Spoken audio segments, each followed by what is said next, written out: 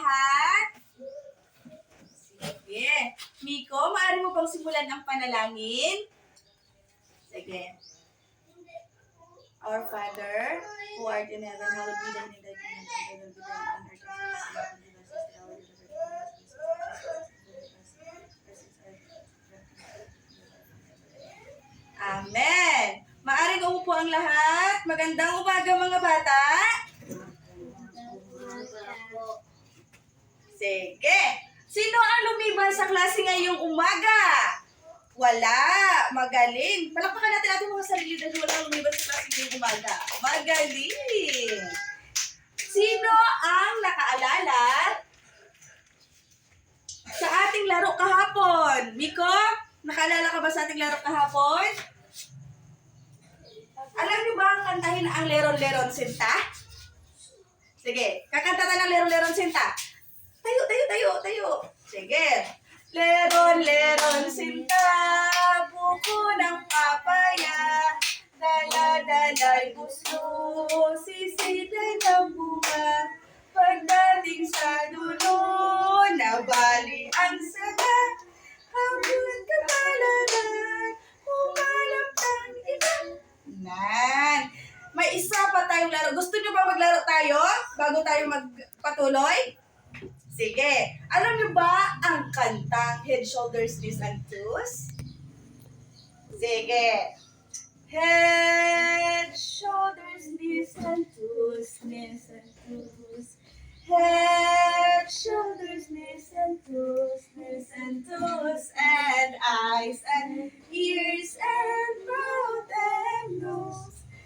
Head, shoulders, knees, and toes, knees, and toes. O, sige, ngayon, ang gagawin ko, tuturo ko ang mga parte ng katawan. Pero hindi nyo ako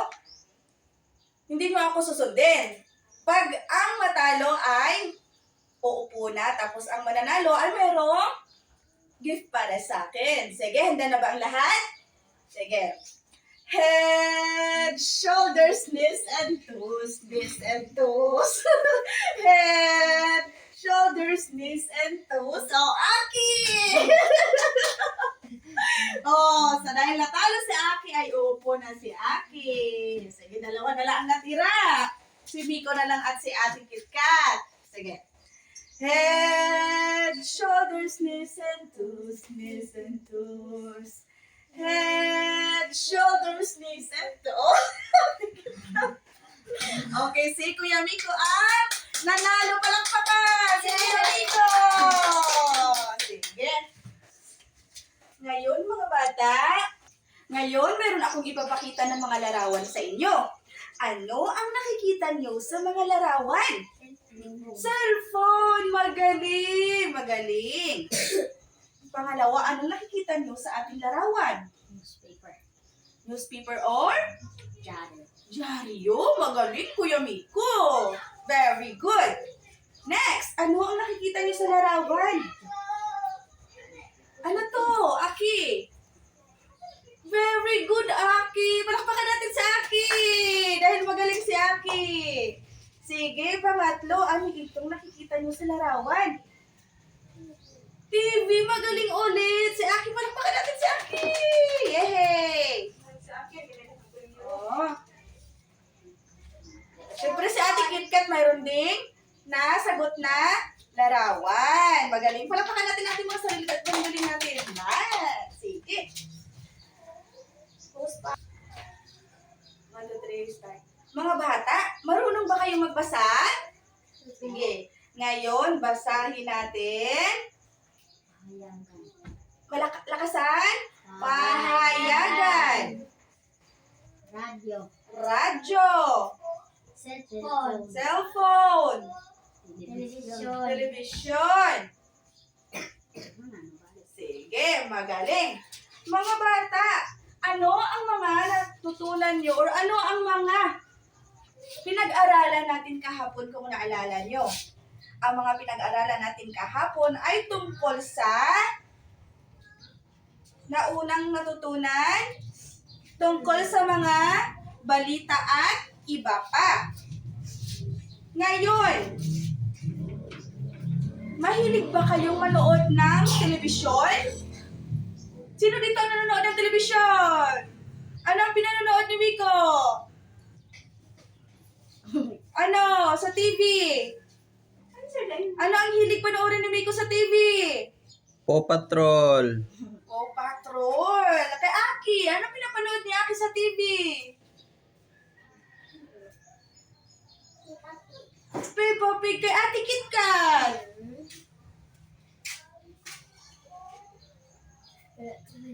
Wala ka balo. Damo-damo kay Ate Kit Kat ginalantaw, no? Kay damo-damo ginalantaw ni Ate Kit Kat. Sino dito ang nakarinig ng radyo? Sino? Lahat kayo magaling. Sino naman ang nagbabasa ng dyaryo? Oh, magaling si Aki. Nagbabasa ng dyaryo. Sige. Ngayon, mga bata, mayroon tayong ano kaya ang ating tatalakayin ngayong araw? Sino ba ang may idea kung ano ang tatalakayin natin ngayong araw? Ito ay tungkol sa media o media sa English. Sige, sabay-sabay basahin natin. Kuya Miko. Ang media. Nice, media. Okay, ay pinagsamang pagpapalabas o kagamitan na ginagamit sa pagtala at paglahad ng impormasyon o datos. Napakahalaga ng media sa ating buhay sapagkat ito ang gabay natin sa pang-araw-araw na pamumuhay. Lagi tayong una sa mga nangyayari sa ating kapaligiran sa loob at labas ng ating bahay. Sige, mayroon tayong tatlong parte ng media. Una, ang nagbibigay ng impormasyon. Ito ay ang pinakamahalaga sa lahat ng tao sapagkat dito natin makukuha ang mga balitang nagsisilbing gabay sa ating pang-araw-araw na pamumuhay. Ano nagbibigay ng impormasyon? Siya ang pinakamahalaga sa lahat. Ito ay makukuha natin ang mga balitang nagsisilbing gabay sa ating pang-araw-araw na pamumuhay. Ang nagbibigay ng impormasyon. Pangalawa, nagbibigay aliw. Sa panonood ng mga teleserye, variety shows, music videos, sports, sa television, pakikinig sa radyo ng mga musika, paggamit ng YouTube. Sino dito nanonood ng YouTube? Si Miko hindi nanonood ng YouTube. Radyo lang yung pinapakinggan niya at nanonood lang daw siya ng TV. Kaya si Ate Kit Kat at Aki ay nanonood ng YouTube. Aki, anong pinapanood mo sa YouTube? Alam ko, nagda-download ka lagi. Ano yung mga dina-download mo doon? Movies. Magaling. Para manonood ng video, pakikipag-usap sa kaibigan gamit ang chatroom sa Facebook. Sino dito ang may Facebook na sa inyo? Si Ate Kit Kat at si Aki. Si Kuya Miko, wala pa. Wala pa si Kuya Miko. Sige, saka na lang Kuya Miko, no? Pag may cellphone na, may sariling cellphone na si Kuya Miko. Pag laki ni Kuya Miko, magkapagtapos ng pag-aaral ay maaaring bilhan siya ng cellphone. Ahem. Sige. Pangatlo, nanghihikayat. So, sa abidya, isa itong parte ang nanghihikayat. Ano nga ba ang nanghihikayat, mga bata? Nagagamit ito para hikayatin at makapili ng mga mamimili na bumili ng mga produkto na makikita sa panalastas, sa telebisyon, radyo, at maging sa internet. Ang galing. So, ano nga ba ang nanghihikayat? Ano nga ba ang nanghihikayat? Ito ay nagagamit, hikayatin, at makapili ng mga mamimili. Ano nga ba ang mga examples ng nanghihikayat? Sino dito ang nakapanood ng advertisement? No. Di ba may advertisement, may mga ads, di ba? Sa Facebook, tsaka sa mga video sa YouTube, di ba may mga ads? Yung makikita niyo palagi, may mga ads. Ito yung sinatawag na nanghihikayat. Sige, magaling. Post pa.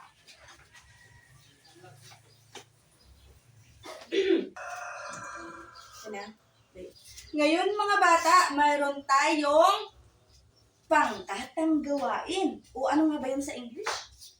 Group activity. So, sino dito ang group 1? Ito ang magiging group 1, Kuya Miko. Aki at Ate KitKat ay magiging pangkat 2 o group 2. Sige. Pero bago tayo magsimula sa ating pangkatang gawain, ano nga ba ang mga pamantayan upang gawin ang mga aktibidad? Aki, pumili na leader. Ate KitKat, pumili na secretary o taga-sulat. Kuya Miko, huwag maingay. At magtulungan sa grupo. Ngayon, pupunta tayo sa unang pangkat. Ate KitKat, pari bang kumagitna? Basahin ang mga sumusunod. Sige, ang pag-impormasyon. 24 FM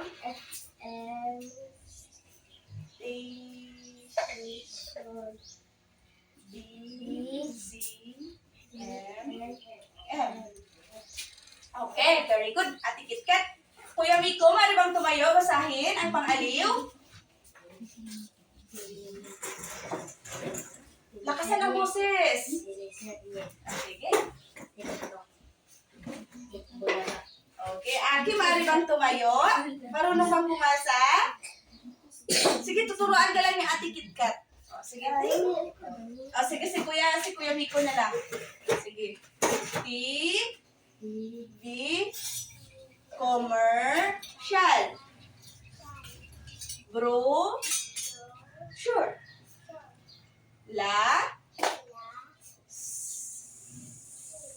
Ano gani ibo? Hindi ka ba si Aki?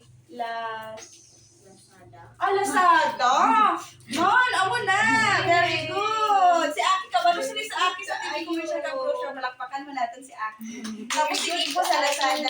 Kuya Ibo. Man, dinarescue ni Kuya Ibo si Aki, no? Very good. Sige, ngayon, itama natin kung tama ba ang ginawa ng unang pangkat. Pang-informasyon 24 oras, tama ba? Tama. Very good. FM station. Tama. DZMM. Ano nga ba ang DZMM? Ano nga yun? Balita. Balita. Sa Ito ay radyo. naghahatid ng balita sa ating pamumuhay araw-araw. Ito ay ang radyo. Sige, sa pang-aliw naman tayo. Teleserye, tama ba? Tama. TikTok, tama ba? O, sino dito nagti-TikTok?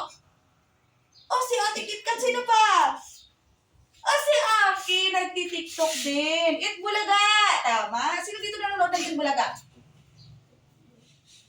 Wala. Dahil ibig sabihin kayo, hindi kayo kapuso. Paghihikaya, TV commercial, tama. Brochure, tama. Lazada, ni Kuya Ibo, tama. Dahil si Kuya Ibo ay mahilig mag-Lazada at window shopping, ito ay tama. Sige, alam nyo ba ang firecrackers, mga bata? Ganito. 1, psh, 1, psh, 1, psh, 1, psh. Tapos, boom! Sige. Sige, sabay-sabay. 1, psh, 1, psh, 1, psh, 1, psh. Boom! Yay! Palakpakan natin ito ng sarili.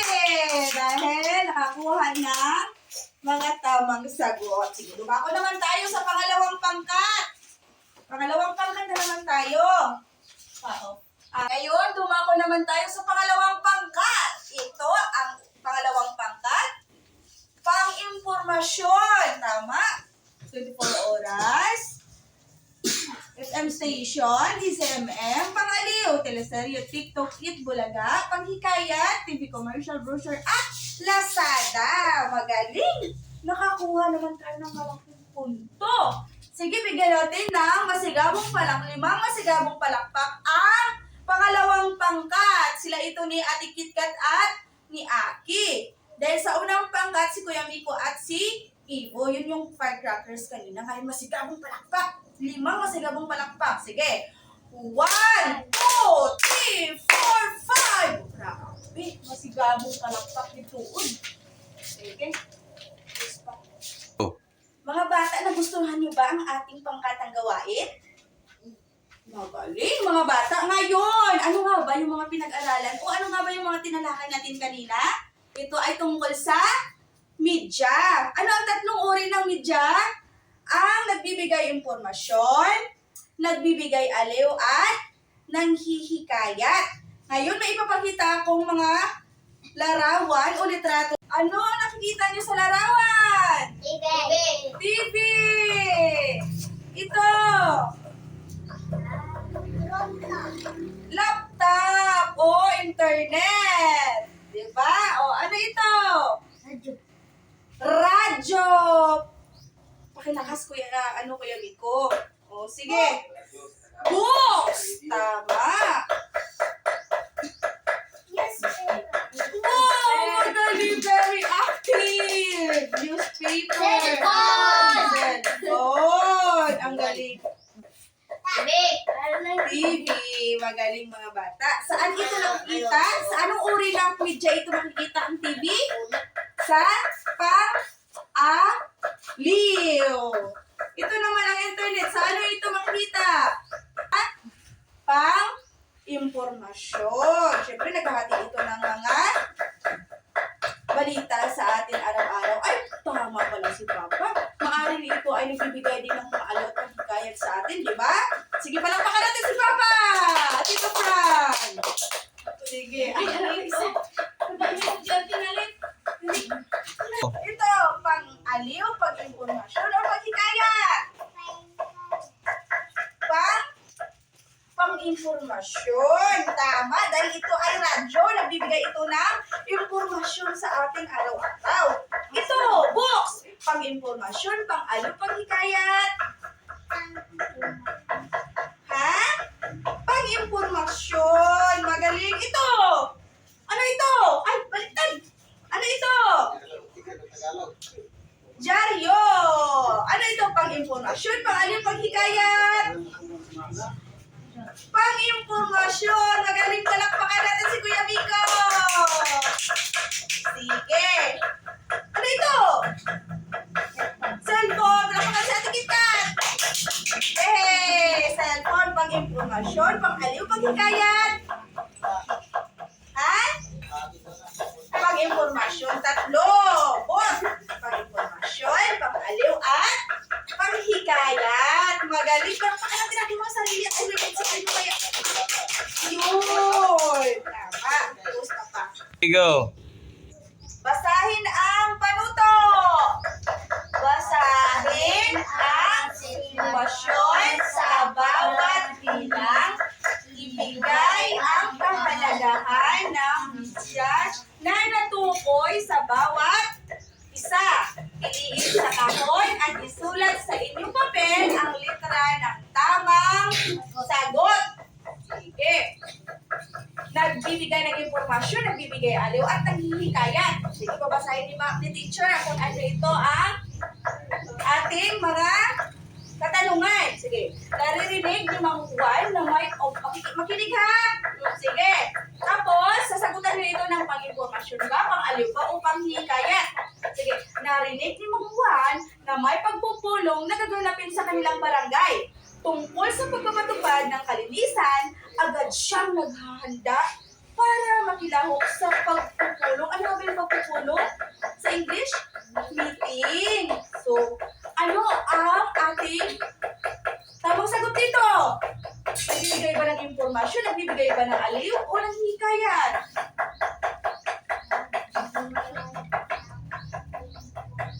Nagbibigay ng impormasyon. Sino nga ba ito? Ha? Kyle! Magaling, Kyle! Palakpakan natin ang bago natin klase! Si Kyle! Nagbibigay ng impormasyon. Tama. Sige, pangalawa. Makinig mabuti ha. Sagutin ha. Ang unang makasagot ay mayroong mamaya na pizza. Yehey! Sige, pangalawa. Nakaharap ang pamilya ni Aling Rosa sa telebisyon. Sige, tandaan, may telebisyon. at pinapanood ang paboritong teleseryeng pambata. Ano ito? Nagbibigay impormasyon, nanghihikayat, o nagbibigay aliw? Mali! Next! Ano? Pause mo! Sige. Yeah. Nagbibigay impormasyon, nanghihikayat, o nagbibigay aliw? O, raise your hand! Sino? O, Aki. Ano? Nagbibigay? Nagbibigay? Aliw! Magaling, Aki! Yay!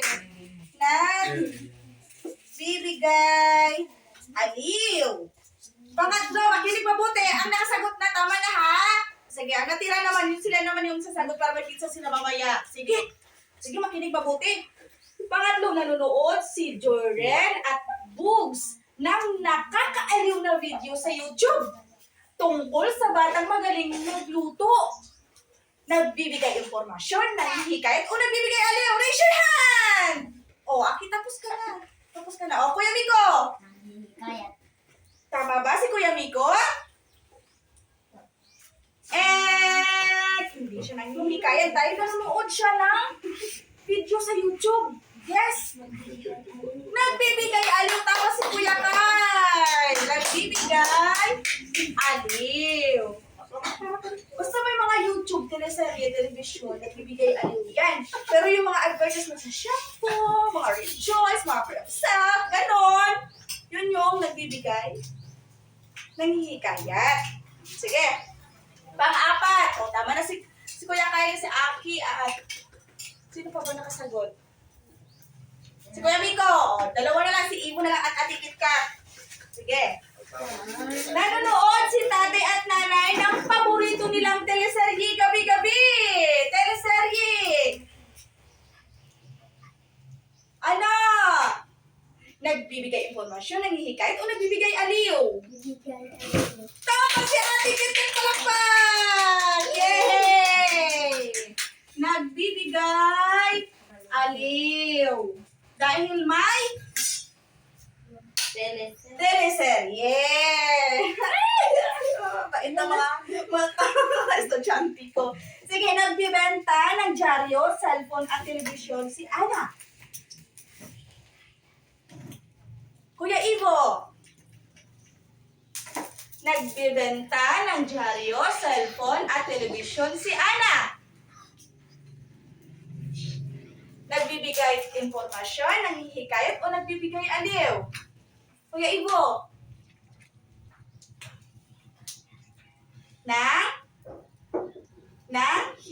Ano nga pabasa nito? Yay! Tama si Kuya Ivo! Magaling! Hihikayat! Ang galing naman! At dahil nakinig kayo sa ating tinalakay o klase ngayong araw, mayroon ba kayong mga katanungan, mga bata? Wala na. O, mayroon daw si Aki. Tapos mo. Oh. O, sige. Sa inyong takdang aralin. O, ano nga ito sa English? Assignment. Yan. Sige, Kuya Miko, pakibasa at Kuya Kyle. Panuto. Tumayo.